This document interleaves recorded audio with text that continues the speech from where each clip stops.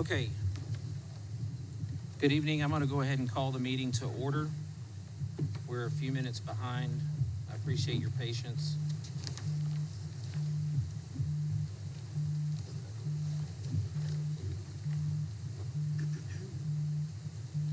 Okay, just a few housekeeping items, just real quick before we get started. We do this every meeting, go over a few of the housekeeping items. When we get to the sections on public comments and things of that nature, just to make sure we're all on the same page, I want to go ahead and read our standard communication. The purpose of the Rate Advisory Committee is for members of the Rate Advisory Committee to use the 2022-2023 cost of service and rate design study to devote the necessary time and energy to learn about the utility business, understand and provide insights, perspectives, and feedback to NBU management and the Board of Trustees about the upcoming rate design for water, wastewater, and electricity services. The Rate Advisory Committee feedback and insights shall be focused on NBU's rate structures, cost recovery from customers, and integration of community values while considering industry standards and NBU's financial health and stability. The Rate Advisory Committee welcomes and encourages the public to attend these meetings and asks that any member of the public wishing to speak at the appropriate time should come to the microphone, state his or her name and address, and limit their comments to 3 minutes or less. For items that are not posted on the agenda, the Rate Advisory Committee may not deliberate on any item that is not posted on the agenda. For such an item, NBU Rate Advisory Committee may make a statement of fact regarding the item, may make a statement concerning the policy regarding the item, or propose that that item be placed on a future agenda. For items that are posted on this agenda, the public may provide comments during the public comment period or during the Rate Advisory Committee's consideration of that posted item. For this particular meeting, it may be more beneficial to save your questions and or comments for the public comment section until after the presentation have been presented. There are no decisions being made this evening. If you wish to speak, please approach the podium again and state your name and address and limit your comments to no more than 3 minutes, and we'll limit the public comment to a total of 30 minutes. In addition, no personal attacks on employees, members of the Rate Advisory Committee, or the NBU Board of Trustees is tolerated in these meetings. If anyone expresses any personal attacks, I will give one warning, and if those attacks persist, we will ask you to leave. Before we get started, I also want to make a few recognitions. Tonight we have our president of the NBU Board of Trustees, Dr. Judith Hoffman, and our vice president, Mr. Wayne Peters. We also have city manager Robert Camarino is in the audience, as well as Councilmember District 2 Christopher Willis, as well as the executive team, and a special thank you to the members of the public that have joined us tonight as well. So at this time, we're going to go ahead and get started with the agenda. This is a public forum, and we're looking forward to your input as we go through the Rate Advisory Committee feedbacks after the presentation based on several priority lanes that we've developed together as a group. And our goal and hope is that what we provide as feedback is a good reflection of our community values, and what we believe NBU needs to consider during their rate-making process. And so the first item that we have is a quick presentation on the Rate Advisory Committee's purpose. Who's doing that?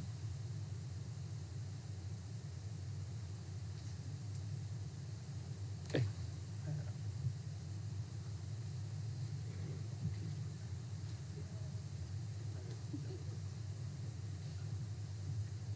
Thank you, Mr. Chairman. You hear me okay? Nope. Not yet. Testing. Okay, there we go. Thank you. If we can pull up the slide, please, so we can all take a look at that. The first slide here is, my name is Ian Taylor. I'm the CEO of New Braunfels Utilities. Thank you all for being here this evening. The first slide here is just to put in the context the Rate Advisory Committee and their role in the review of NBU's cost of service and rates. And so the role of the Rate Advisory Committee, as you can see on the slide, is to learn about the utility industry, discuss and analyze these different rate design alternatives, and then provide comments that will eventually go to the NBU Board of Trustees, and then finally City Council for their consideration. The next bullet points you see here are the composition of the Rate Advisory Committee. There's a total of 18 community members appointed by the NBU Board of Trustees. 11 were nominated by the board, and they represent different segments of the customer classes in the community that we have within New Braunfels.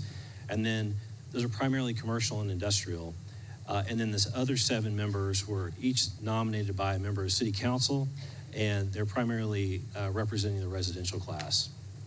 The members of the RAC are serving on a voluntary basis and operating under a set of bylaws that were approved by the New Braunfels Utilities Board of Trustees.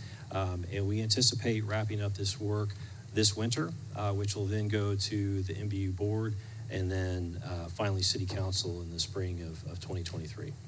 Next slide, please. Okay, so the purpose of this cost of service study, that's the cost of service, that's a phrase that's used in the utility industry. And the intent there is to understand what are the needs of the utility, what are those costs, and then how those are allocated among different customer classes for each of the 3 utilities that we have, water, sewer, and electricity. And then as that process happens, while there are different policy areas that the chairman referred to just a moment ago, there are financial policies and targets that are set by the NBU Board of Trustees to ensure the financial health of the organization. And that's part of that rate design process as well, because at the end of the day, these utilities are owned by the community, and we want to make sure that they're financially sound. Next slide, please. Thank you, Mr. Taylor. Before we go into public comment, I do want to apologize. I forgot to mention a couple of other folks. NBU and their executive team, as well as their support staff, for putting this meeting together. And definitely last but not least, the fellow members on this committee that have volunteered their time to give constructive feedback to the process of developing recommendations to this committee, to the Board of Trustees, which, like Mr. Taylor said, will deliver in the winter. And so with that, we'll go ahead and move into public comment. And so if anybody has anything they would like to say that is not on tonight's agenda, make sure that you state your name and address and limit your comments to 3 minutes or less.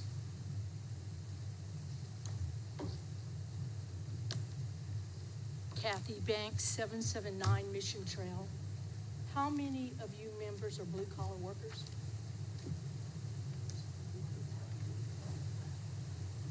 Out of 18 people, how many are blue-collar? Would you raise your hand, please? My question is, you guys need to take in consideration the people that were born here, the people that worked in the factories here, the people that are still here. Please don't raise the rates again, please. And also set up a task force to go out to these people's houses that can't pay their bills, sit down with them, hire a social worker, do something, help these people. I was born here. I love this city, but it's changing big time. And we were always for the people of New Braunfels. We always helped each other. People aren't helping us anymore. You got a bill, pay it. So please, as rate board members and NBU, think of us that were born here and really take pride in our city. Thank you. Thank you very much. Anyone else like to speak?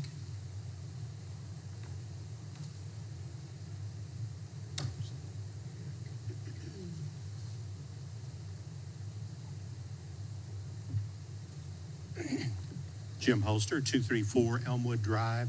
I didn't come here with any intention to speak tonight until that lady brought up an issue. I know NBU, city, have never been under an order to comply with civil rights. Well, the New Braunfels school has. They lost a case in 1975 when they were forced to integrate. But I work for an agency, Texas Department of Health and Human Services. We were pretty much all Anglo, except down in the valley. And we were under orders to integrate our staffing and make sure we represented the community. When I came to New Braunfels, I was hired and took over the workforce in New Braunfels and Seguin at the time. And guess what? We were all white. And I was the young guy, and everybody there was 40 or 50. The first thing I did, based on my supervisor's recommendation, who happened to be a Catholic deacon, he said, well, we need to make some changes in New Braunfels. And so over the course of the years, really pretty quickly, I hired 3 Hispanic staff, and I'm not at hopefully not at my 3 minutes yet, and then in 2 African Americans in Seguin. So none of you represent that community, as near as maybe 1. So it's not for you, and I'm not criticizing you at all. I just want to talk to the city leadership and the NBU board. You need to think through that, as that lady said, get out and understand the people that are having trouble paying their utility bills. Those leaders can do it, or they can continue to ignore it. And again, it's not your fault.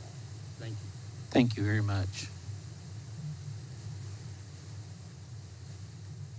Any others like to speak before we move on?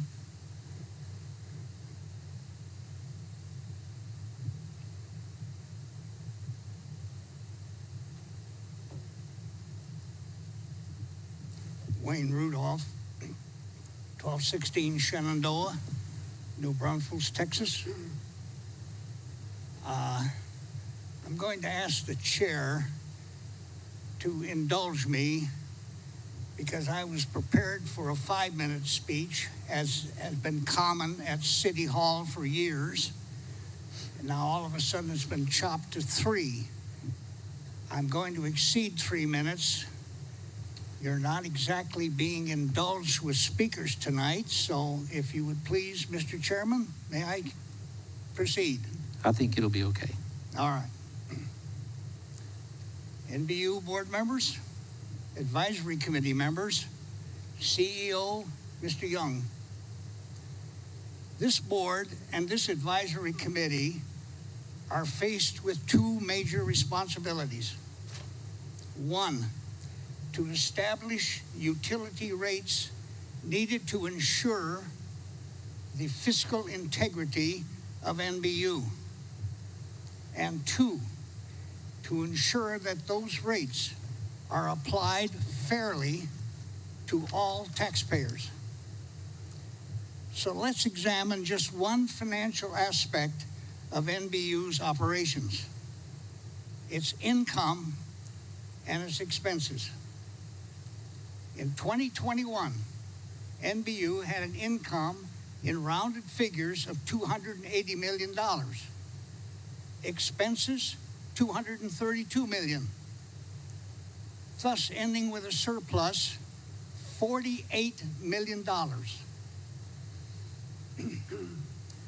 Over the 5 years, from 2017 to 2021, these annual surpluses totaled $208 million, averaging almost $42 million a year. Now I ask you, do these annual surpluses indicate to you that our utility rates must be increased? Before I continue, I anticipate an insinuation that these financial figures are not correct. I assure you, these data are directly from the 2021 annual audit, certified by the NBU Board of Directors, page 67. Now let's examine the fairness of our utility rates. I call attention to just one rate schedule, the Water Services Availability rates. These rates are used to pay all of the expenses of the water operations, except for the actual cost of the water itself, which is billed separately. These rates are based upon the diameter of the pipe installed in each facility. And NBU lists 8 different diameters ranging from 5/8 of an inch to 10 inches. Just as a curiosity, what does the pipe diameter have to do with paying, excuse me, the water services availability expenses? These water availability rates are not applied equally. The homeowners are billed at a high rate of $25.57 per inch diameter per month. Only the 1-inch pipe owner pays higher at $27. The other 6 diameters are charged at lesser rates. For example, the 2-inch pipe owner is only charged $19.28, and he receives a 25% discount. The 10-inch pipe owner is billed at only $6.63, a discount of 75%. This water rate schedule appears to be seriously unfair to our thousands of homeowners. You are asking them to carry an unequal share of the burden.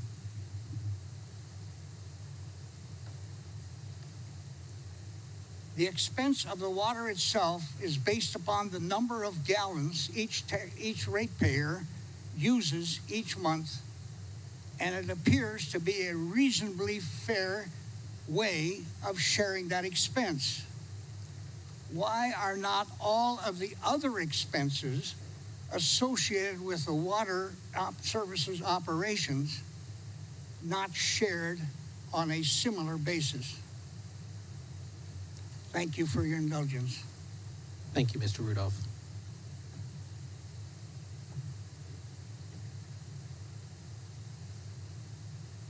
Anyone else like to speak?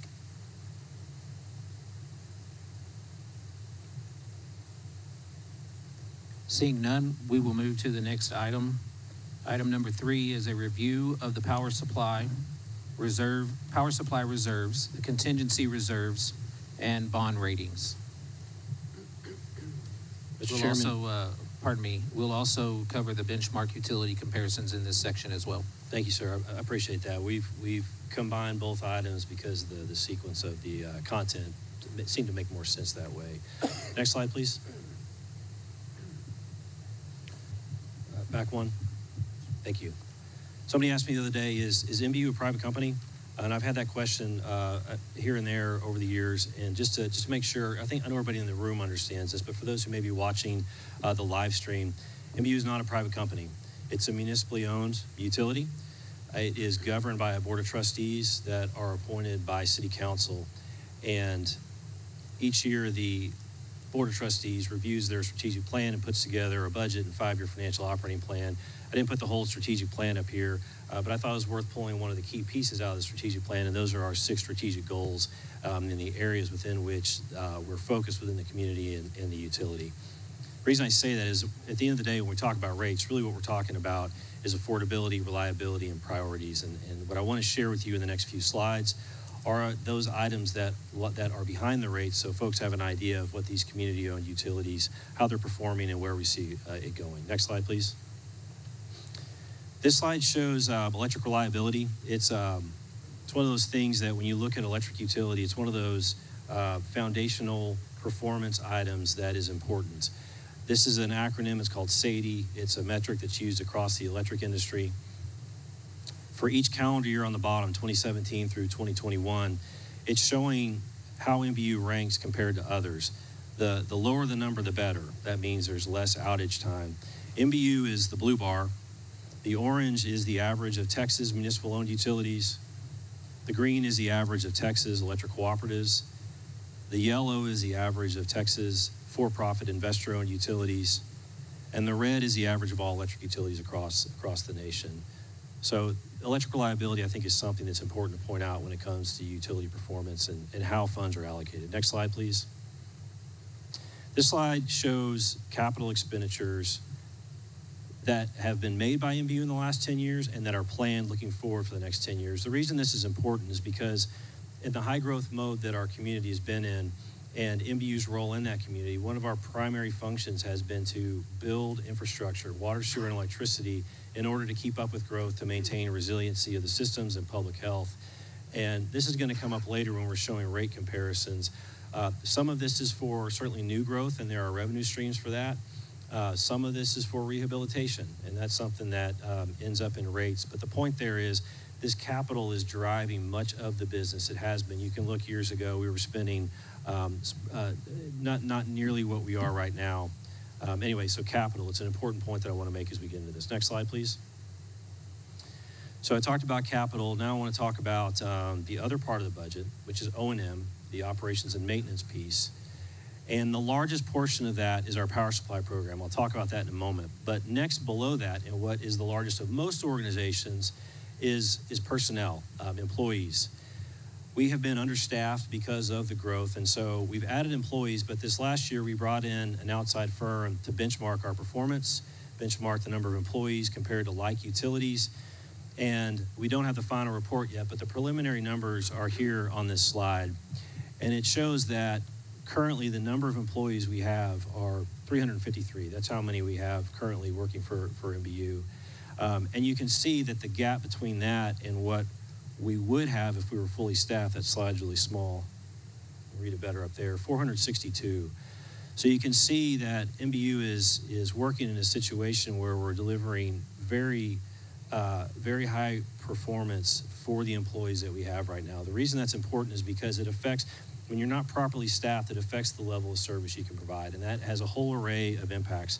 It's everything on the granular day-to-day level, like the time it takes to review engineering plans or that type of thing, all the way up to the absence of service. So, for example, NBU is known, I can say this is pretty well known in the region, by those who install rooftop solar on people's homes as a utility that's not real easy to work with, because we simply don't have the staff to build the programs to make that where it needs to be and where we'd like for it to be. Same thing with electric vehicles. We don't have the programs yet for electric vehicles that we need. So this is how this type of shortage shows up in the performance of the utility. Next slide, please. Moving into to bond ratings. One area of the utility that's doing very well is we have, and this has been this way for decades in this community, because it's been something that has been through decades of council and boards of trustees and leadership in the community, this expectation that NBU has financial resilience. And that's a good thing, because if the utility does not, then this community-owned utility costs more, and that has to show up in rates. And so there are 3 rating agencies, S&P, Fitch, and Moody's. They all rate us, and you can see what the ratings are there. You can see that S&P and Moody's both have negative outlooks. That's something that's common to pretty much most electric utilities in Texas, and it's not necessarily because of the utilities, it's because of the ERCOT market and the uncertainty that still exists there. I want to point out 2 comments on the bottom there that they're important as we get into the discussion of rates. S&P, what they wrote was, we believe that ERCOT's demand and price volatility and NBU's growth pressures necessitate extraordinary levels of liquidity. Liquidity is another word for cash reserves. And so we view the prospective improvement in liquidity as necessary to maintain the current ratings. We'll talk about reserves in a moment, but this is where this is coming from. Moody's writes, a return to stability is dependent on the utility's ability to return to pre-storm, that's pre-Winter Storm Uri, pre-February 2021, pre-storm liquidity and debt service coverage levels. So this concept of liquidity, of cash reserves, continues to show up, not just from the rating agencies, but it's something that you would want for a utility to buffer against the risk that we face. Next slide, please. Of those 3 rating agencies, Fitch provides a service, and it is a bond rating comparison, credit rating comparison of utilities and public power. And that's very useful because it allows us to do some benchmarking. So you can see that there is no utility in that AA plus category. In AA, this was done, you can see at the bottom, in June of 2022. Fitch took us from AA to AA minus, which is where we reside today. And that happened in July, which they just haven't released their updated benchmarking. But you can see that among AA minus, we have some benchmark utilities there: Bryan Utilities, CPS Energy, Garland Power and Light, Pernalis. And then when you move down the list, the next category, you've got GVEC, Brownsville. You might wonder, why is Brownsville in there? Brownsville is the one utility in Texas that is just like NBU, a board of trustees with water, sewer, and electricity. So it's a common benchmark for us. Then you get into City of Denton, and the last one there is Seguin. Next slide, please. I talked a moment ago about our power supply program. This is the program through which we buy power in the ERCOT market. This is roughly, give or take, about 70% of NBU's total business. We buy it from the market, and we pass it through with no markup to our customers. It's a community service that we provide. And this is about 70% of a customer's bill. So prior to last summer, when volumes went up 30% because people were using so much more electricity, the price of natural gas went up, and the price of energy overall went up across the country. Prior to that, NBU had started soliciting proposals to bring in a firm to do a third-party review of NBU's power supply program. And when they came in, when we received the amount of public feedback we got last summer, we asked them, hey, can you expand your scope of services? And what we want you to do, instead of just giving us a front-to-back assessment of everything we're doing, we'd like for you to provide some type of report of that work that you've done, of those observations, to the NBU Board of Trustees and City Council. And I have a couple of quotes here. The first one that they said is, our assessment is that NBU's approach and methods in the business areas we reviewed, front, middle, and back office, that's the whole power supply program, represent a sound approach to risk management and are generally consistent with common utility practice. One of the phrases they used in their presentation is that NBU is punching above its weight. It was a very favorable evaluation of our program. Of course, there were things that they recommended we improve. That's why we hired them in the first place. We've already begun implementation of those recommendations for continuous improvement and sophistication. Next slide, please. On the topic of reserve funds, there are two basic funds that we have at NBU. The first is our power supply reserves. We call that the Power Stabilization Fund. You all are familiar with this. This was depleted fully after Winter Storm Uri in February 2021. We've been building that back up since. More on that in a moment. The second is the contingency reserves. We call this System Contingency Fund. This is currently fully funded, and this is for the other 30%, so give or take, part of the business, not for power supply. It does not have any power supply reserves built into it. They're for two different parts of the business. Next slide, please. When you look at the power supply reserves, you can see that for the budget that we're in now, fiscal year 23, we have two different benchmarks that we have there. We want to have it funded at $20 million. That's the first benchmark, and we had originally planned on that being July of 2023. The forecast is showing that slipping by about a month to August 2023. The next benchmark is, when will it be full? And what does full look like? What we have stated in the past is that full is a full year's worth of power supply costs. Why is that? Why did we come up with that? It's because during the week of Winter Storm Uri, NBU and many utilities, most utilities, spent a year's worth of power supply costs in 1 week. That's how we came up with that number. However, in our work with the Energy Authority, we asked them to include in their scope of services a statistical-based analysis of what that reserve fund should be. And so we've asked them to, we're working out the scope on that work, and they're putting that together for us. So while we picked a target of 365 days, what we're going to replace that with is a more analytical analysis of what that needs to be. Next slide, please. So the rate at which we're refilling that power supply reserve, the Power Stabilization Fund, is shown right here on this slide. And it's shown in two different ways. The first is the cost per kilowatt hour. So it's charged on a rate. So the more volume a customer uses, represented as kilowatt hours, the more the amount is on the bill each month. And it is separated out now as a separate line item. So it's 1.3 cents per kilowatt hour. On an average residential bill of 1,200 kilowatt hours, it comes out to $15.60. That's what the plan has that being in place through this July. Then after this July, it drops.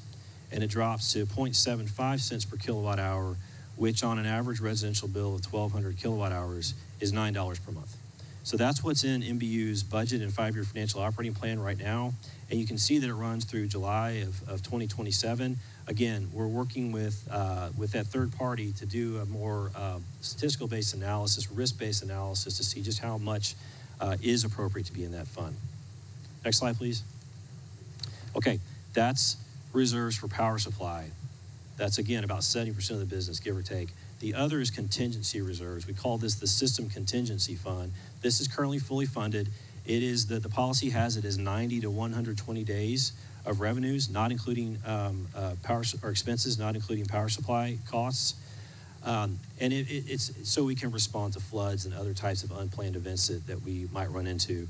And since it's fully funded, the only amount that shows up year to year in our budget is the incremental amount to reflect the new expense forecast for that year. Next, please. Okay, and I'm going to end with this. I'm going to show bill comparisons for the three utilities, starting with electric, then water, and then wastewater. Next, please. Okay, what I'm showing on this slide are two different things, and I'm only doing this for electric because it's unique from water and wastewater. On the left, it shows NBU's rate for electricity for the last 10 years. And we're comparing it to electric utilities in the region, plus on the bottom, you see the top four for-profit retail electric providers in the state of Texas. So we're comparing NBU against municipal utilities, co-ops, and the for-profit competitive retail electric providers. You can see that in the prior 10 years, NBU had the absolute lowest rate among all of them.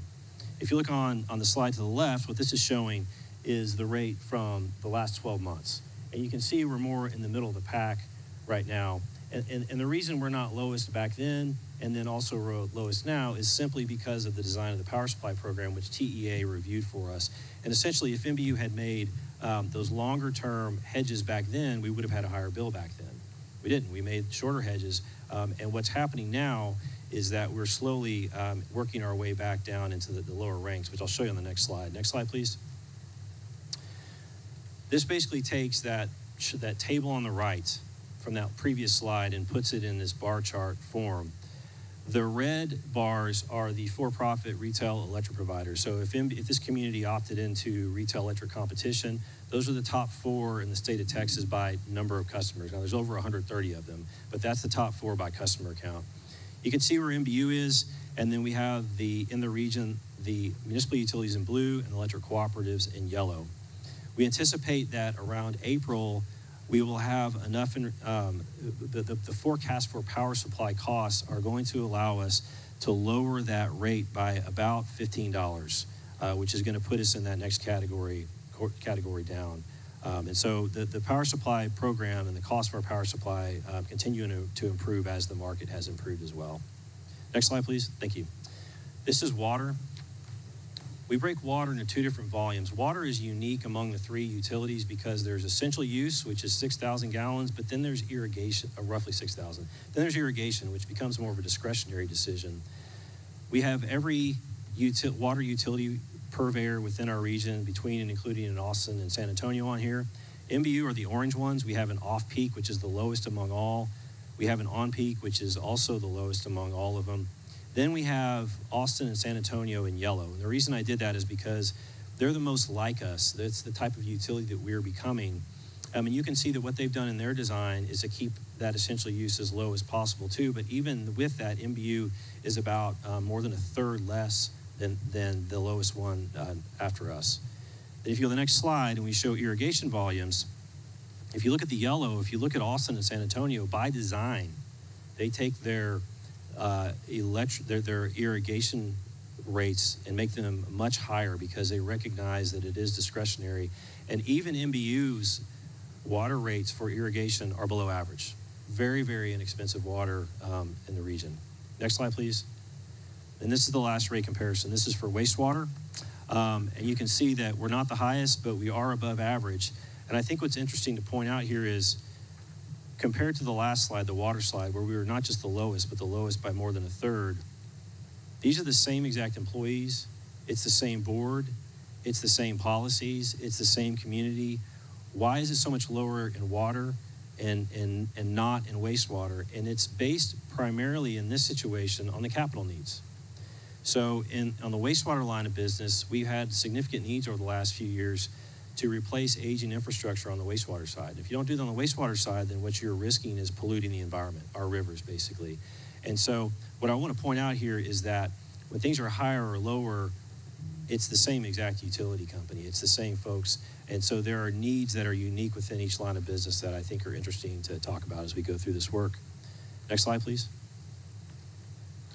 That's the end of my slide, sir. Thank you.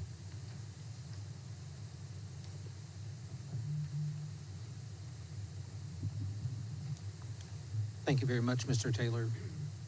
The next item we're going to move into is a section of reports from the Rate Advisory Committee. And just to kind of give a little background on this, our committee broke up into 7 subgroups based on priorities that we felt were important to provide feedback on.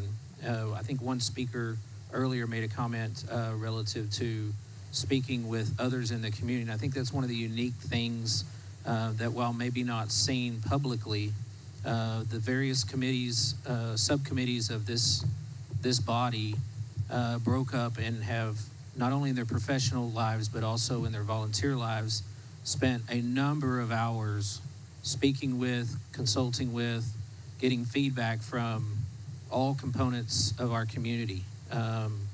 So what you hear tonight is the first iteration of this this work, and it has come with lots of feedback from all corners of our community as we go forward in preparing our final report. And so at this time, we're going to start with, and we'll go in this order, we're going to start with the low fixed income customers section. Then we'll go to equity and fairness and rate making. Then we'll go to conservation and renewables. Revenue sufficiency, we'll go to accommodating growth. Then utility, financial stability, and strength. And then lastly, the 7th priority, simple to understand and easy to implement. And so if we could have the speaker for low fixed income customers give their report at this time, I would appreciate it. It's a little out of line because we were moving that one up, but we don't need to do that any longer. Oh, that's right. We're doing it from your seat. Sorry.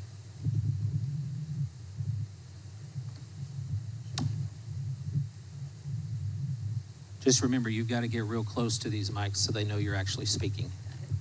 Do we want the presentation? Can we move this slide to the low fixed income? Thank you very much.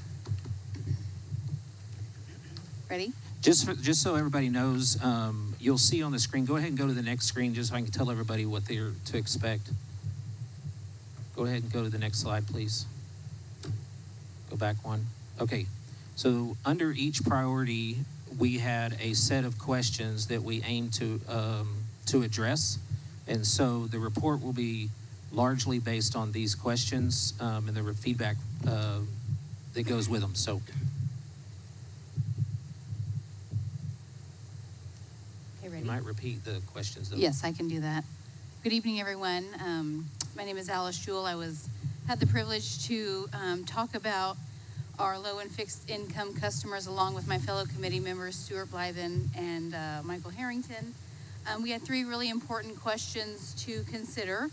So the first of those is, do community values align with providing support for low or fixed income customers?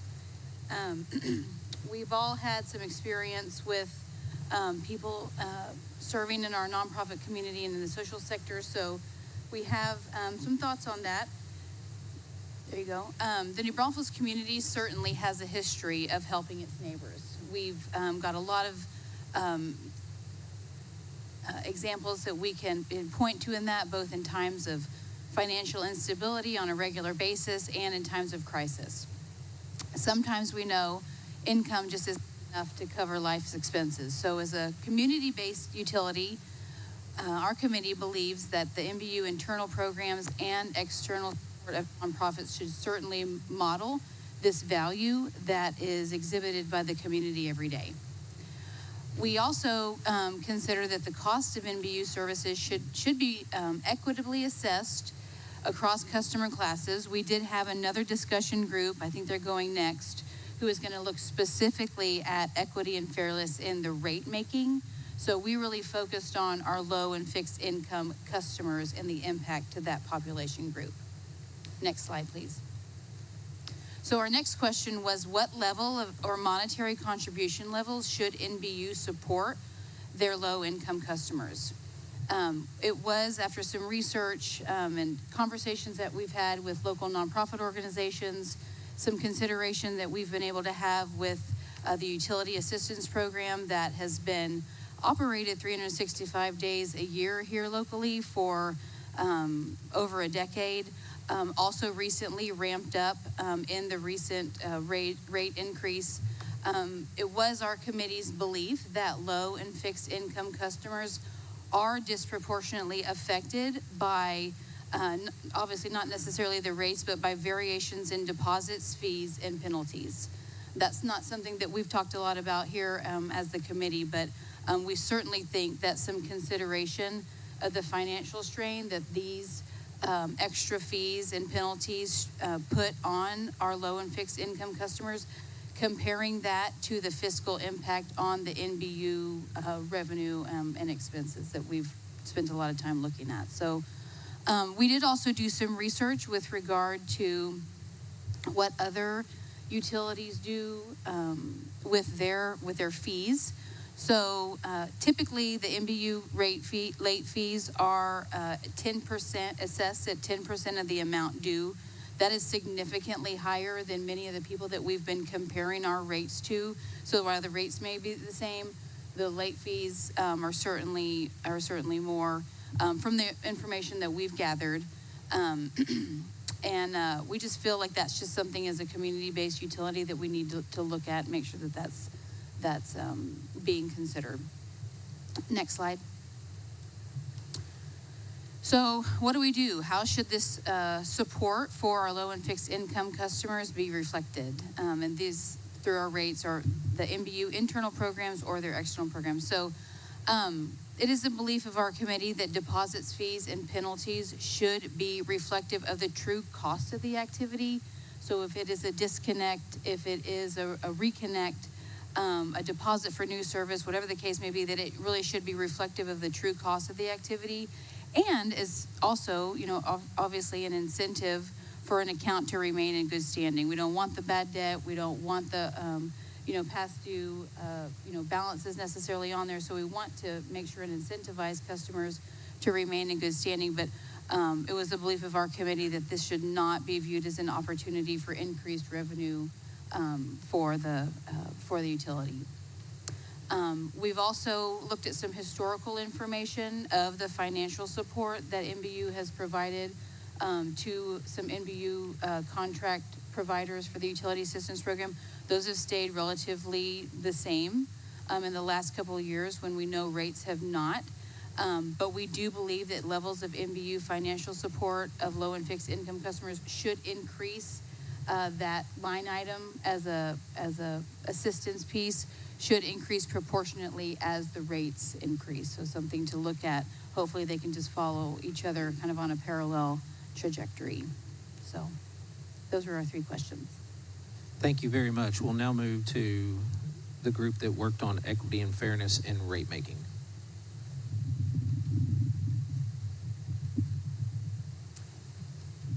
Good evening. I'm Kate Gideon. I was fortunate enough to serve on a subcommittee with Michael Harrington and Dr. Les Shepard. We were covering the equity and fairness in rate making. And moving forward, our key questions were, should rates fully align with costs of service results? For example, no subsidization. No. With the current rate classes, this may be a reasonable and aspirational goal, but it may not be realistic given the uncertainties for cost of service and market conditions. We'd ask that we consider the creation of subclasses with the current rate classes. For example, residential customers could include subclasses that recognize the unique challenges for the disabled community, senior communities, and veteran communities. This also connects to the low and fixed income policy area, so we did consider that. Next slide, please. Should NBU consider subsidizing from one customer class or group to another? We're undetermined at this time, as any consideration to subsidize from group classes or to another, from one class to another, should prioritize and encourage sustainable practices and conversation, particularly with water. Next slide, please. When larger rate changes are identified in the cost of service, should NBU gradually migrate to those levels? For example, if a 15% rate increase was identified for the entire system, should NBU take multiple steps or years to achieve the full increase? We've determined yes, such decisions should be made through a process that is transparent and includes community perspective. We suggest that NBU and the Board of Trustees consider forming a community advisory board to vet a variety of issues and topics with the community perspective as the focus. We believe the attributes and responsibilities of the Community Advisory Board are open to discussion. The framework for such a board might include the CAB members would have a 3-year appointment, meet quarterly or as needed with the Board of Trustees.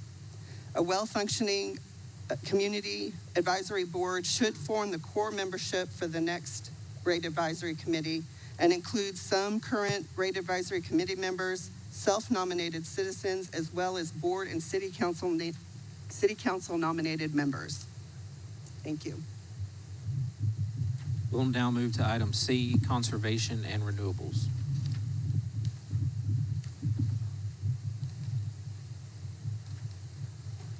Hi, my name is Chris Snyder. I worked with Bobby Avery and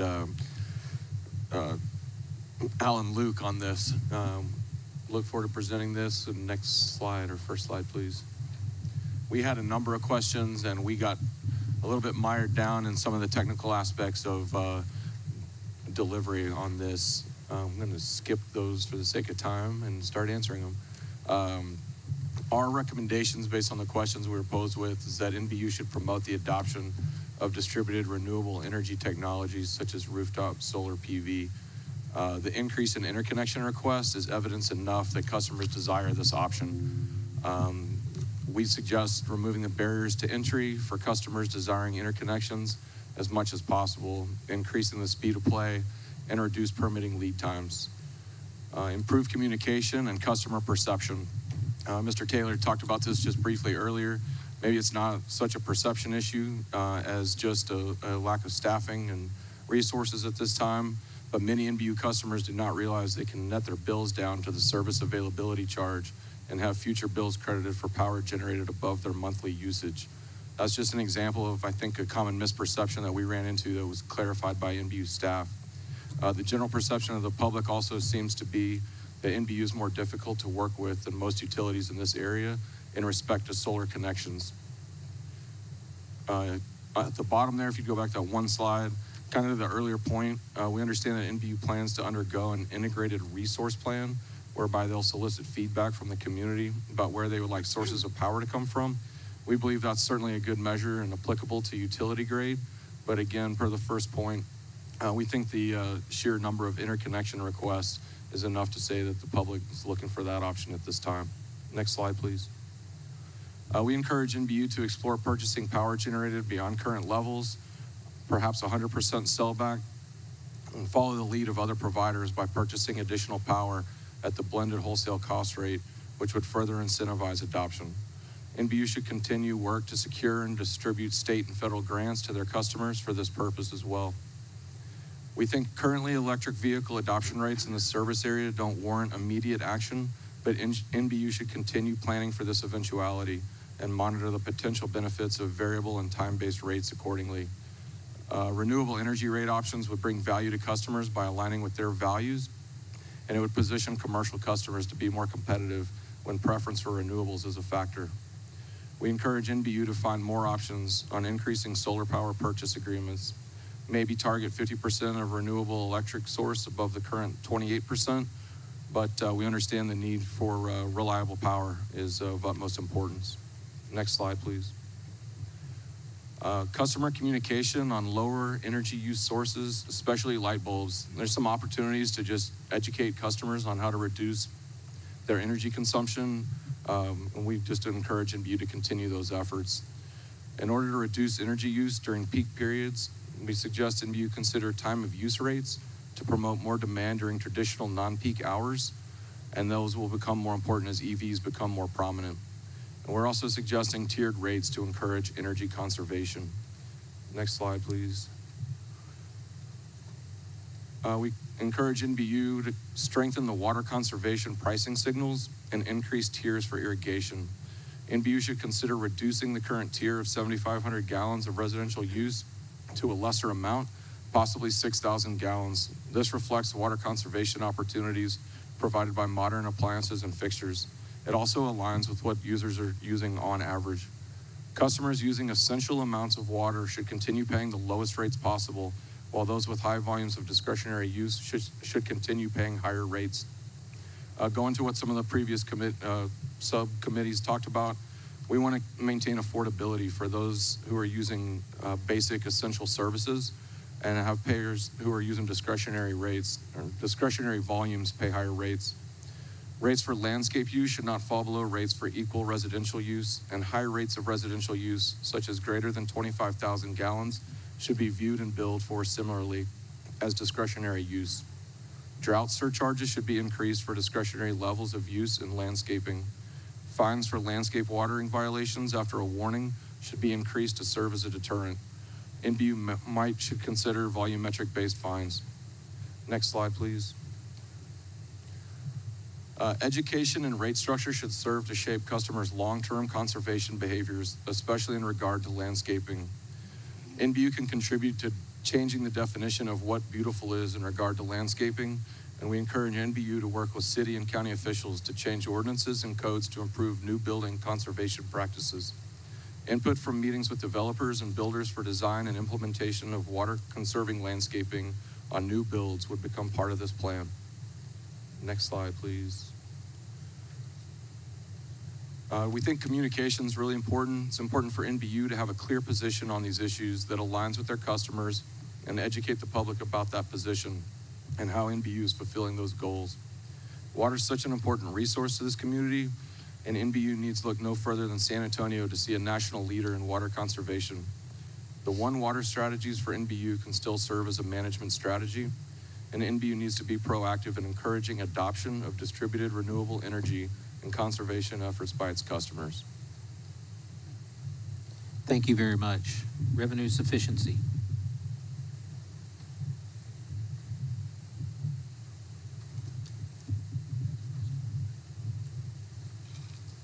Good evening. Can y'all hear me? I'm David Glazner, and I had the privilege of working with Jimmy Raybon and Chip Mills on the revenue sufficiency.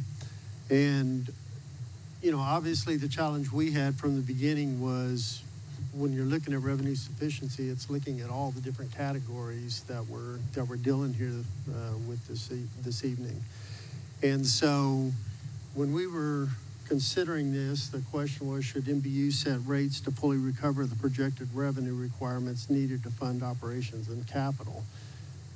And our considerations before NBU sets rates is, for one, consider the internal and external economic headwinds and how an increase in rates will impact the community at large.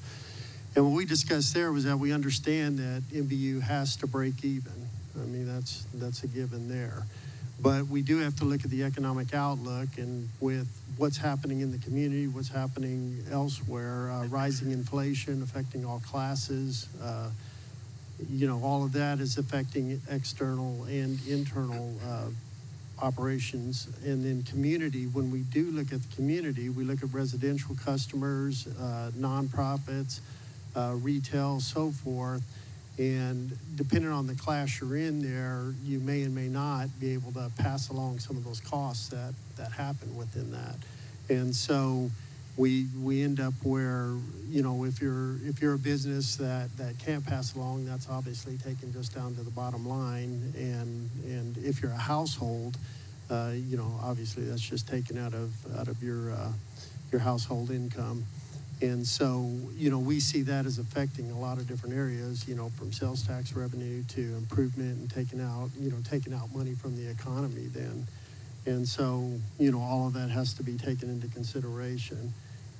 And our next is when setting rates, consider all expenses, fees related to economic growth in New Braunfels. We know we just had a vote on an increase in impact fees, and then there's city fees, there's parklands. And so when you take all of these into consideration at one time, there's a lot of other factors that are impacting the customers, and so to take that into consideration.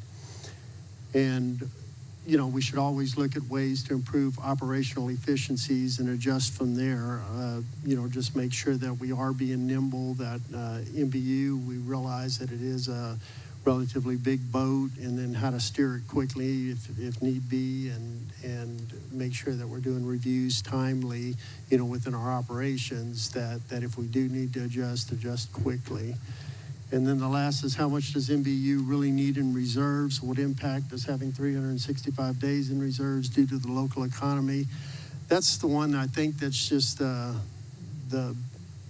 big challenge there that I think everybody recognizes there. I mean, we're going from one policy stance to a 365 based on a one-time event, and that's one of the issues that we kind of had a real struggle with, is because one time something happened, is it similar to a 100-year flood or something like that? And if a policy was working at one point in time, then do we really need to make the jump from where we were at to 365? And I know the impact that it had on that was significant to NBU, and we recognize that. So where is middle in between that? Is it the 365? Is it, halfway between that, or is it back to what was the policy before then? But we really had a challenge with that 365 and the shift in that policy. Thank you very much. We'll now move to the accommodating growth. Okay. Good evening. My name is Mark Hampton, and I was fortunate enough to serve on this subcommittee with Chris Snyder and Bobby Avery also. We just had 2 questions on this, but if you put up the slide up there, I want to see which one shows up first. Not that. Okay. Those are the 2 questions. So let's just start with the first question. Should infrastructure growth or system extensions be fully borne by the customers driving the growth or balance between existing utility customers and the new customers?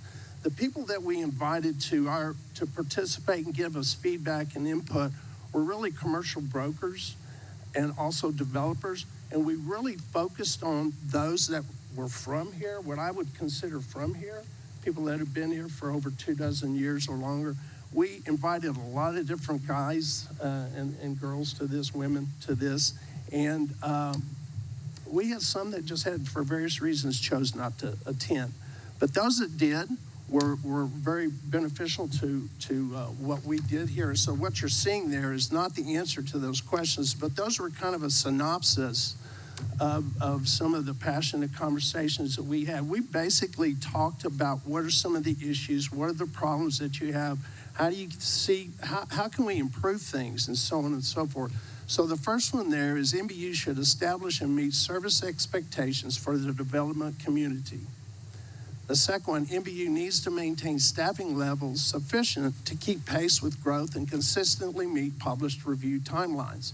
Utility availability requests and other items required for developers to complete projects. And something specific to that is, I don't think the public realizes that when a developer has a project and they do their engineering and everything, and they've got just tons of plans that go back and forth with the city, the different departments with the city, as well as with NBU. And there's critiques and corrections that have to be made, and going back and forth. And sometimes some of those back and forths, it seems like there could be a better, more efficient, timely way to correct those things. So that's kind of what came out of that comment.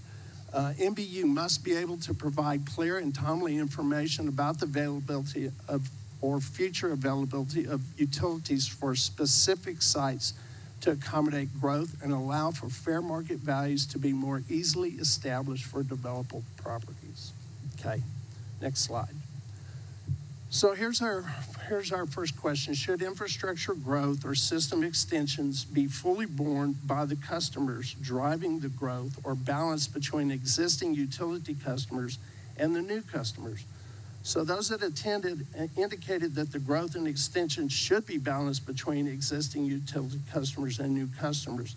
The new customers are already burdened with the new infrastructure getting to and within the new development.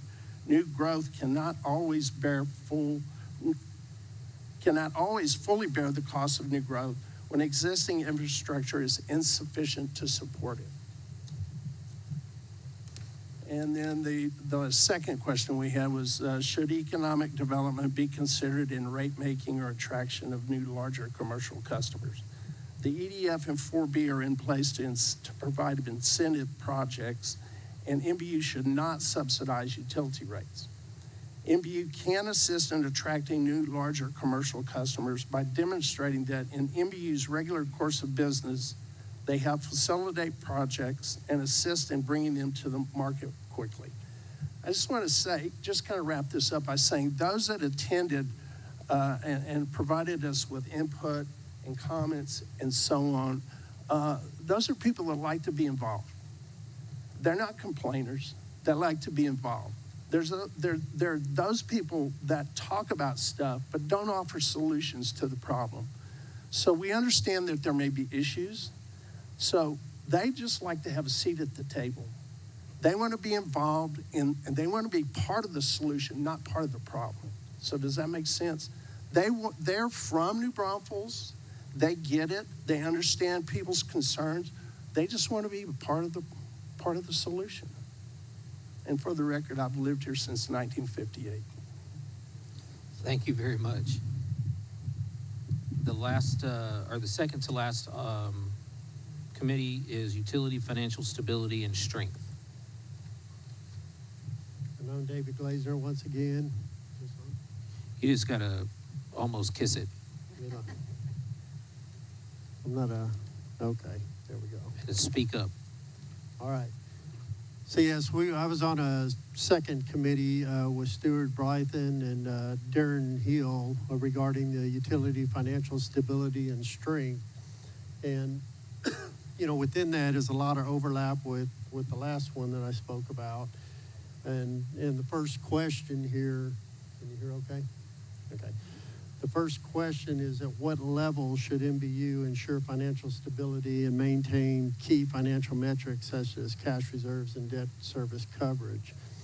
And, you know, one of the things we talked about there, you know, we have the reserve fund, which we have, I guess, two reserve funds, the contingency fund, and then we have the power supply reserve fund. And within that contingency reserve fund, it seems like we're okay in that area, that one's not as affected as much as that power supply. And once again, that power supply goes back to Uri, where when that instance happened, it depleted those reserves, and now we have to build back those reserves to enable us to stabilize. And so significant reserve is necessary and beneficial to the community. NBU will have a third-party analysis to look at NBU and the ERCOT market and make a recommendation on the proper amount those reserves need to be. And a question to consider is, as ERCOT market becomes more stable, will the amount of the reserve fluctuate? So moving on to the next question, we have, should NBU maintain or create cash reserves accounts and requirements for specific purposes such as rate stabilization, drought reserve, or minimized reserves and refund to the customers? And our answer there was that reserve amounts need to consider the balance of the community needs and NBU's financial stability. So once we go, we are talking about the community once again. And then NBU should have a well-defined policy on reserves and when that will be triggered. And NBU should consider, you know, one of the things that we talked about as well is, should NBU consider a seasonal approach to replenishing reserves by collecting from customers during non-peak energy season kind of stabilize instead of going up and down. Is there a way to do it of collecting from the customers during the non-peak, kind of charging more for that and then stabilizing on the high utilization months? The last question was, should pass-throughs or cost adjustment rates be used in water and wastewater similar to electric, such as a specific automatic adjustments to address various drought stages? It was determined that the water and wastewater, we seem to think that was much more stable than the electric market.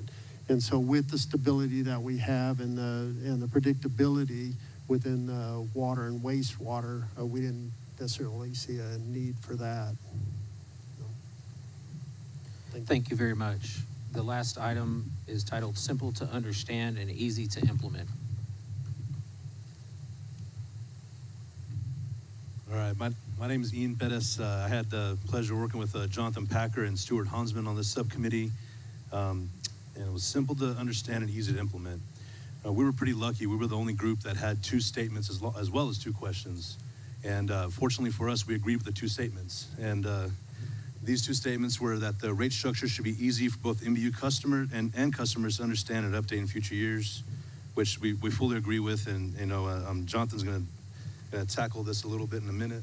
And then the second statement was that the rate structure should be compatible with the existing system to provide for a basic implementation.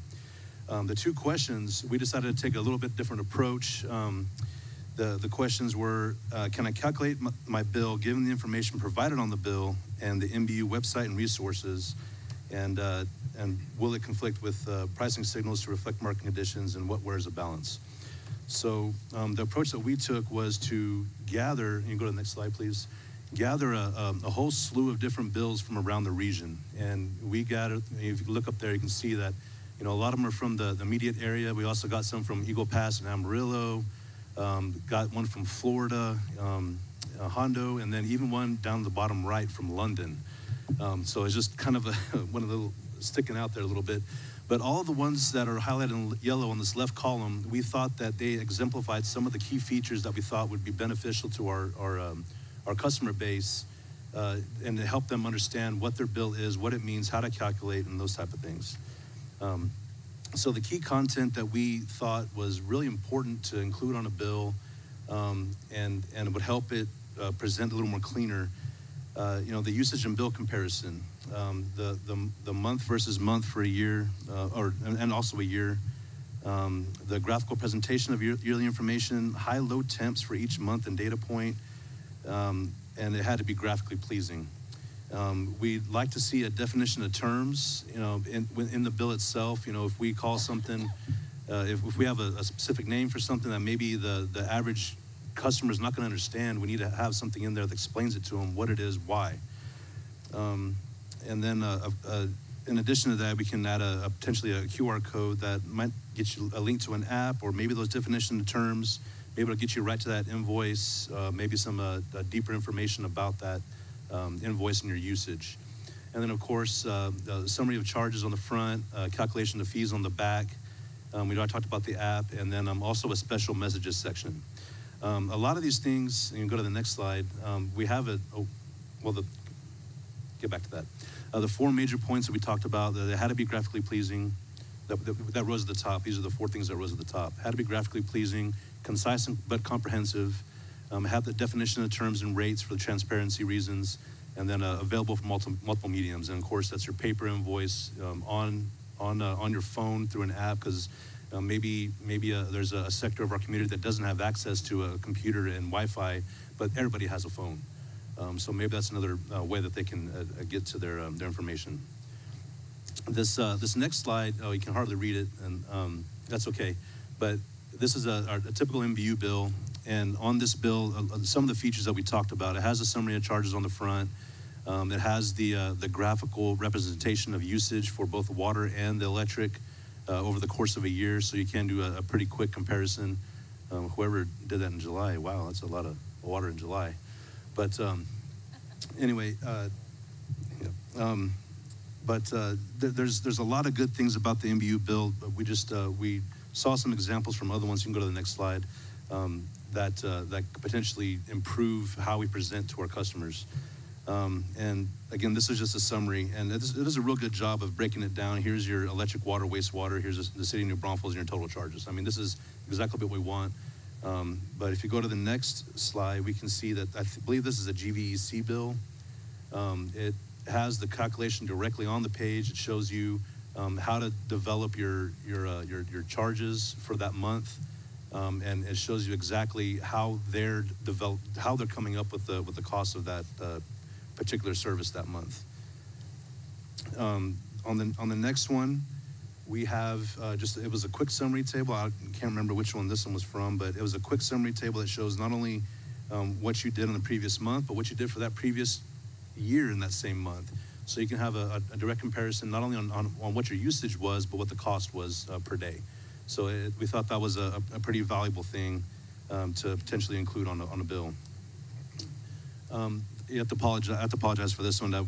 We weren't able to find a good digital example of this, but this is a personalized message, and this is something that we could include on the bill that, hey, this is a reason that maybe there's a spike, or in the upcoming months we anticipate that we're going to have record temperatures, and here's some things that you can do to help keep your bill low or manageable at least, or maybe there's an opportunity to get some bill assistance, and here's how you do it.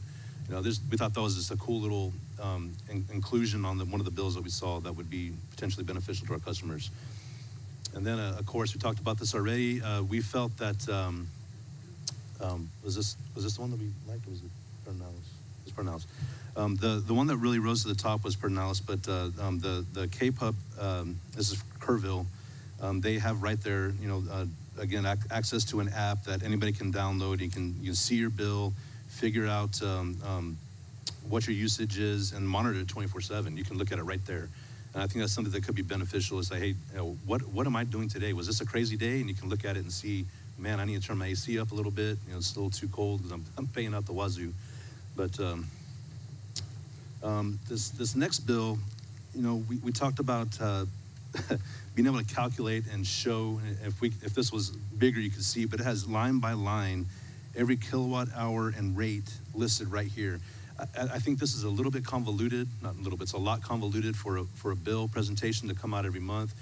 But we think that the customers should have access to the information, whether it's through that app or, on the back of the bill, or, maybe you click, a couple clicks into the website to find this information. I consider myself a pretty smart individual, and I have a hard time finding some of this stuff when I dig through our website and try to find some information. Here's the Pernalis one, and I thought this was a great example of something that would be a good example of a bill. It's got a great graphical representation. It's got the monthly high and low for temperatures on the left there, and it kind of coincides exactly with your bill usage. So I think that would convey a good message to our customers that here is a reason for your spike in your rates or your bill this month, is because you're seeing that the high heat or the cooler temperatures. But we thought that the Pernalis was a really good example. But anyway, so the whole point of that is how do we present that information to our customers in the best way that they can get access to not only the rate structures, but how to calculate it. So I'm going to turn it over to my friend Jonathan here, and he's going to take it from there. So you can tell Ian's an engineer and I work at a nonprofit, because I think there's one more slide here. And we just wanted to acknowledge that there's a lot of balances and it's pretty complex, and that we aren't implementing this. So we wanted to acknowledge that. I mean, just displaying information and scaling it to all your customers on a website involves a level of sophistication that our exercise clearly didn't endeavor to achieve. But here's some of the balances we thought, and really we looked at this as more of values, right? And so the idea of having detailed and easy to understand, we recognize there's tension between those two concepts, but we think they're both important. We recognize you can't always do both at the same time, but you need to endeavor to do both. Transparency, Ian hit on that a lot. If there's information that's shareable, even if it's complex, the ability to find it out is important. and a couple of suggestions to balance that tension between detail and ease of understanding. Searchable. Ian mentioned, he showed me a spreadsheet for his utility bill. It's pretty intense. But there are people out there who really want to do that deep dive. There's companies who manage their business with that level of complexity on a monthly basis, so they need access to the information. And another area where you can really balance that detail and easy to understand is via platforms, kind of that dimensionality of information. Where do I need to go to find more detailed information? Where is the simple information? Once again, we recognize that there's tension here, and this is hard to balance all of this. And then finally, and this wasn't directly a charter of our group, but some information is, Ian mentioned the service message, some information is timely. We put parentheses after proactive crisis communications. I think certainly you can't obviously call every customer on the phone when there's a potential pricing issue emerging, but you might be able to call certain classes of customers or contact them proactively. I'm thinking large employers and manufacturing facilities. So just taking that, when there's, I don't know what you call it, trending information, being proactive, managing the crisis, being on offense, not defense, we just felt from a simple to understand and easy to implement was really important. Thank you very much. I was actually wondering why this packet was so thick. I now know y'all get the award for 7,000 slides. A couple comments just real quick. Thank y'all so very much.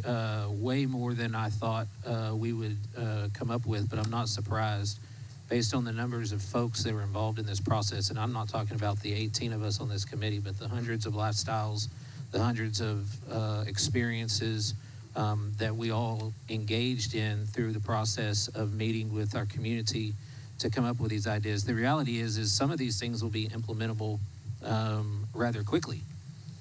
Some of these things will be visionary for the future.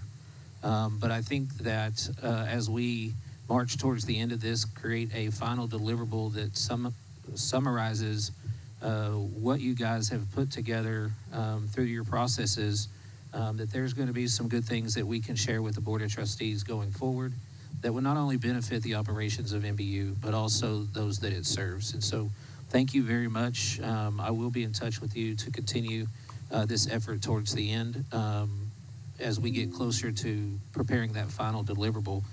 For those that are in the public that are here, I do want to tell you that towards the end we have a short presentation from Next Gen Strategies on a couple other items, which I'll read here shortly, but we will offer an opportunity if you would like to continue in providing us that feedback on these various subcommittee reports.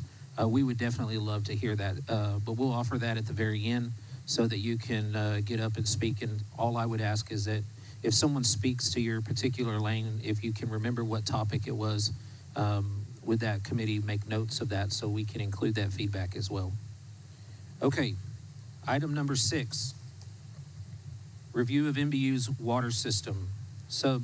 Letter A, revenue requirements. Letter B, revenue sufficiency.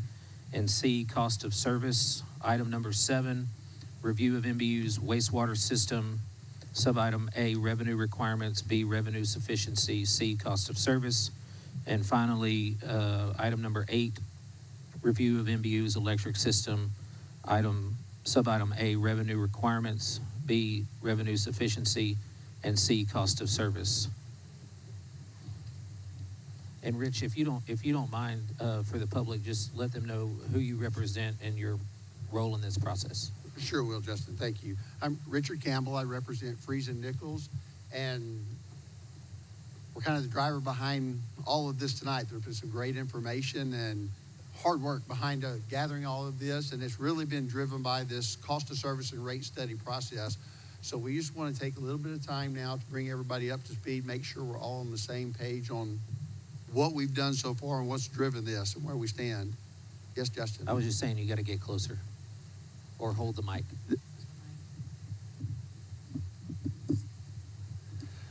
Okay, so the first step, for what is just talking about the process and what we have done so far and why.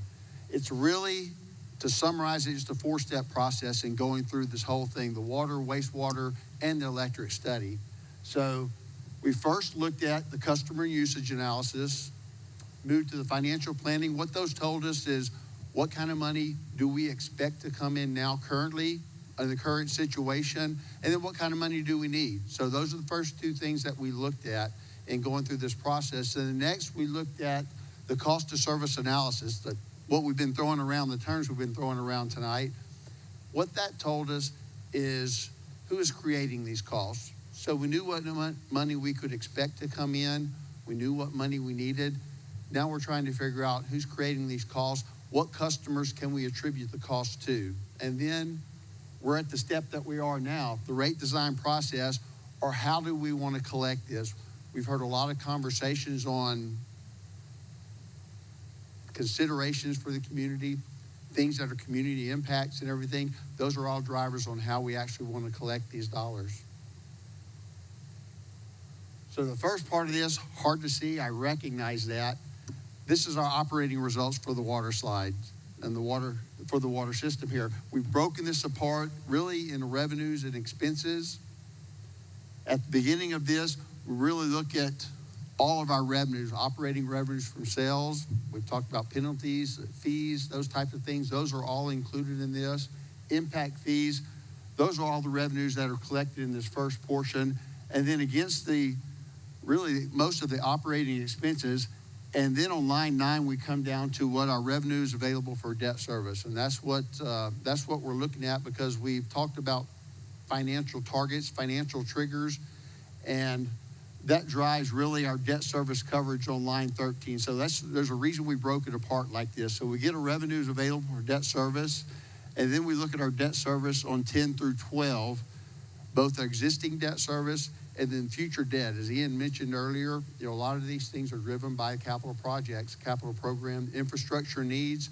And so that's what triggers on 11, our future debt service. Those are driven, that's purely from our future infrastructure needs there by year. Once we get to that point, we calculate a debt service there on line 13, debt service coverage. We've talked about this before. It's just a measure of a utility's ability to pay its debt. So, and that's what that shows on line 13. Once we get down to those calculations, we figure out what revenue is available afterwards. We paid our operating expenses, we paid our debt. Now we're looking at what's available to pay for transfers, capital programs, cash funded capital programs. We've talked about reserve funding. This is where we look at it, we fund our reserves. So at line 16 through line 9 through 18 there, city transfers, those are just fees, funds that we have to pay for using city services. Then contingency reserves, as Ian mentioned earlier, those are funded. These are reserves for the operating fund. Those are already fully funded. So all you're seeing there is just incremental changes every year to keep those fully funded. Those are based on 120 days of your total operating expenses. And then capital expenditures, cash funded from rates. So we've talked about up in line 11, future debt service, and then line 10, existing debt service. Those are funding capital projects. Then we also fund capital projects from cash, and that's shown in line 18. Then what we got through this is on line 22 and then line 24. So 22 shows us what our revenue sufficiencies or deficiencies are for the year and the upcoming projections, and then the percentages of rate increases there. Then if you look at really on fiscal year 24, that's our second column here for fiscal year 24, and what we're showing is the 6.5% shortfall, and need a 6.5% increase of the water rates for the coming year. If you'll look at these, line 11 and then line 18, Those are the big drivers, capital programs. You can see where the expenses start to climb each year for those on both of those line items. Capital programs are the big drivers on the infrastructure needs. Then we moved into the cost of service portion. As we mentioned, Ian's talked about it before too. We mentioned here tonight just the expectations on how we fund these things. This is not a recommendation on how we talked about this next step. How do we collect these revenues? This is not a recommendation, but this is a snapshot on how the system stands and how these dollars are being collected currently, how the current customers are paying this. So as you can see, on the amount here, we go to the fourth column over, and we go to the bottom, that 2.6 million, that was our shortfall for fiscal year 2024. That's that 6.5% increase needed. If you look at this, line 1 and line 7, residential and the commercial reuse, those are showing the ones that are really the most off target for collections. And actually, if you were talking about a cost of service, what you would look at it and go, okay, to bring that up, residential needs a 41% increase. Commercial reuse needs a 59% or a 71% increase.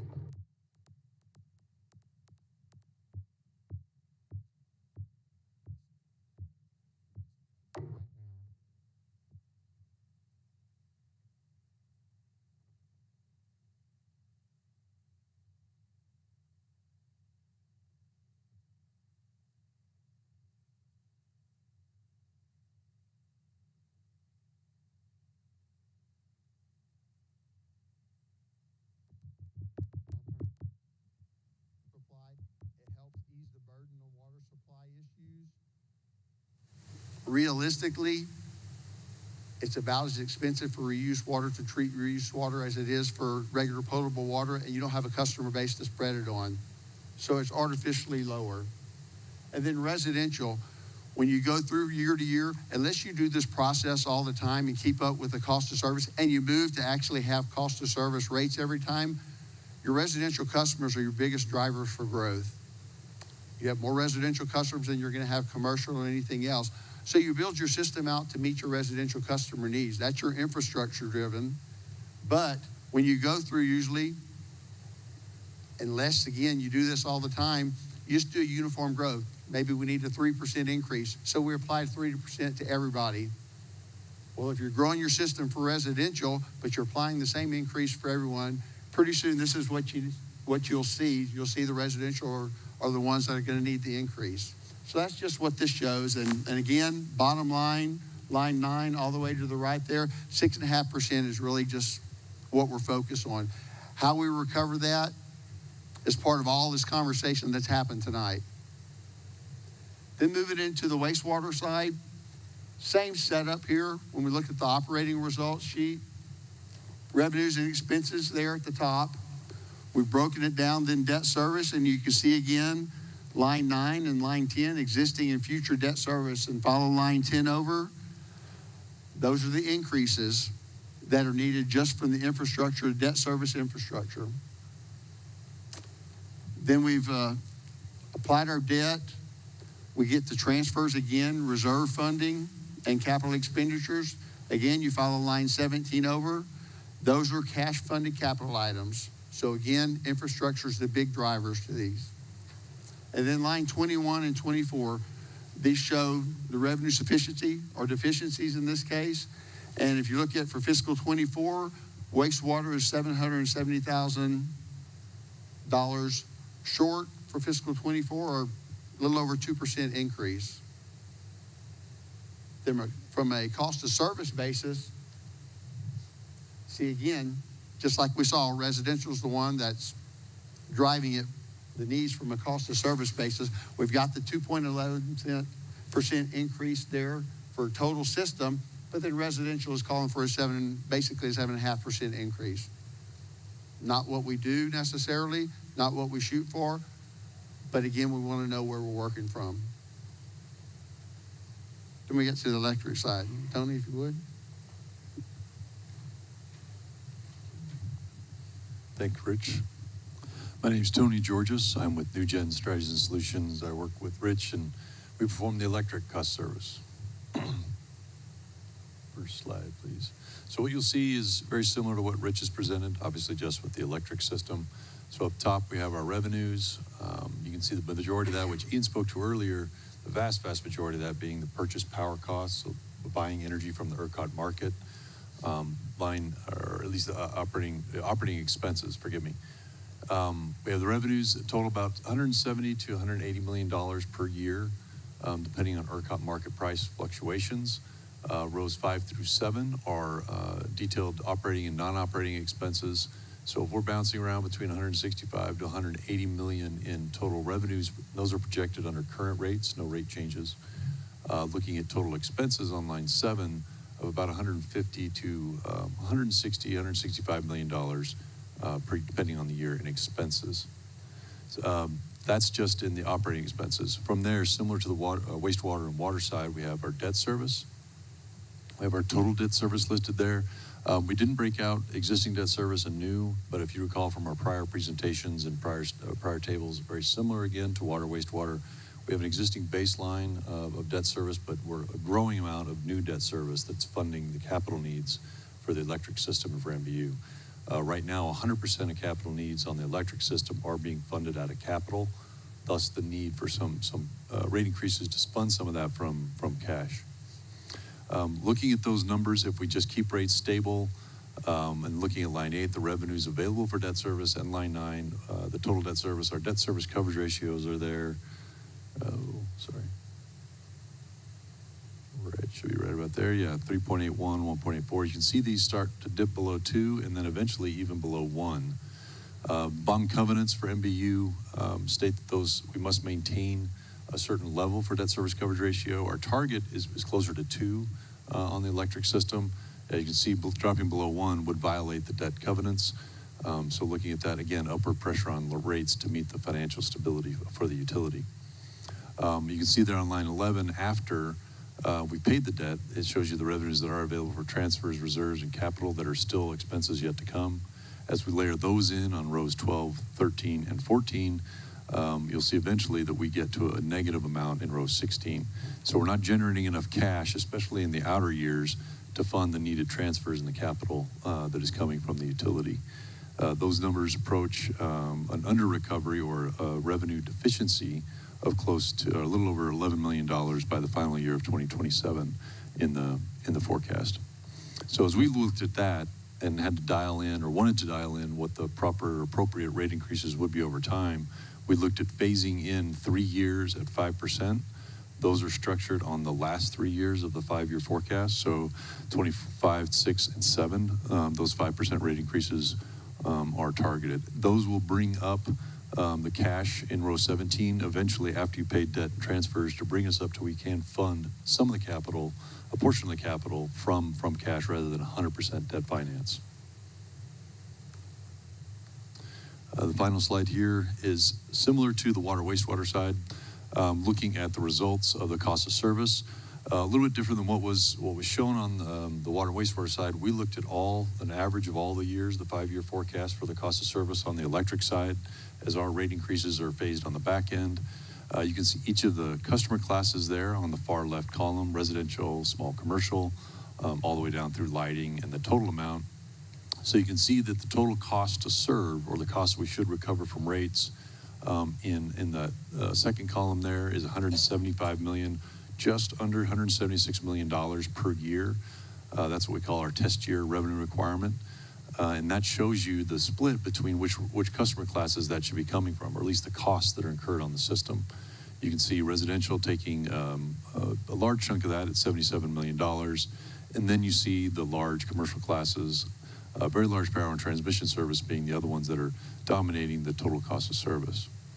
The next column over that totals $163.9 million, almost $164 million, are the projected revenues under current rates. So again, harkening back to that prior slide, upward pressure on rates, we're not recovering our costs to operate the utility.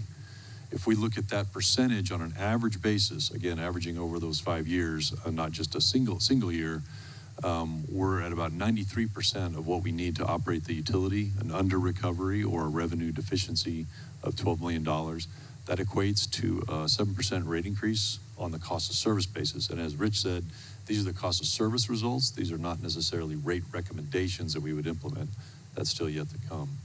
But based on that 7%, which would be a system average, you can see the resulting rate increases or the cost of service based rate increases across each of the classes. One thing that we emphasized last week is these results actually show a decent amount of stability in the cost of service and in the current rates. We're not really seeing a wide or a lot of volatility between the system average rate increase and each of the individual rate classes. So the system average rate increase of about 7%, you can see their residential is right at 9%. So it's right at about the system average. So we're not seeing a lot of volatility. And really the biggest swings are just at 2 times what the system average is. What that shows me in the work that we do in our experience is that the rates right now are in pretty good shape as far as the cost service basis. We don't have a ton of rebalancing between the classes. So the rates pretty well align with the cost of service, and we're looking at essentially average rate increases across the classes. I think that's the last slide. And I think the next RAC committee meetings, I'll go ahead and take this unless Rich, you're eager to jump back up here. The next, after the new year, all 2023 is right around the corner. On January 11th, we'll have our rate and rate structures a meeting. I'll be back for that. That'll be a lot of electric rate markets, the rate trends and what's going on in the market as far as electric utility rates, and also the NBU recommended phase-in of the rates that we're seeing here today from the cost of service standpoint. And then the January 18th, I think we're still targeting the wrap up. All right, any questions? Does the committee have any questions of Rich or Tony? With that, I'm going to go ahead and open it up to see if there's any members of the public that would like to speak on any of the topics in which we did work on. Just remember that we're not making any decisions tonight, but we do want your feedback to add to the work that's already been done. So if someone would like to speak, if you could come up to the podium, state your name and address, and share your thoughts, we would appreciate it.